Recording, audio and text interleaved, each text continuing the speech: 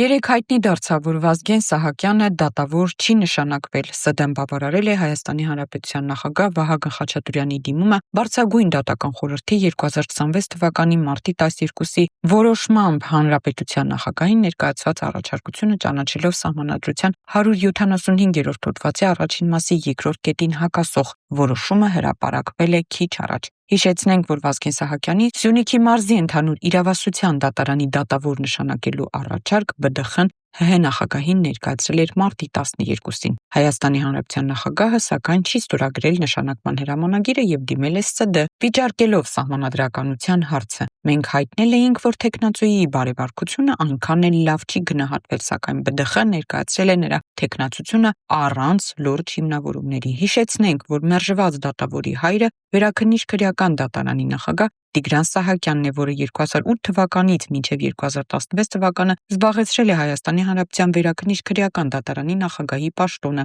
սակայն աղմկալի պատմության արդյունքում նրա հետ գործարքի գնացին ու հանեցին նախագահի պաշտոնից։ Մամուլը գրել էր, որ 2016 թվականին դատական համակարգում սկանդալային պատմություն եղավ։ Մասնավորապես Վերաքննիչ քրեական դատարանի նախագահ Տիգրան Սահակյանին պաշտոնն իջեցրել էին նրան տալով սովորական դատավորի կարգավիճակ, քանի որ նա Ավան եւ նոր քվարչական շրջանների դատարանի նախագահ էր, հոկտեմբերի 27-ի ոճրագործության գործով դատավոր Սամվել Ուզունյանի հետ պրոմխ էին տվել։ Ըստ տեղեկությունների ասում են, թե ինչ որ գործով Ուզունյանն ու Սահակյանը մի բան այն չեն արել, հենց դա էլ դարձել է ճակատագրական։ Այն, որ Ուզունյանին կանչել ու ասել են, որ դիմումդ գրի գնա, իսկ վերջինիս ընդամենը արձակուրդ գնալու դիմում են գրել ու հանհետացել, իսկ Տիգրան Սահակյանին էլ համաձայնել են պահել նույն դատարանում դատավորի կարգավիճակով։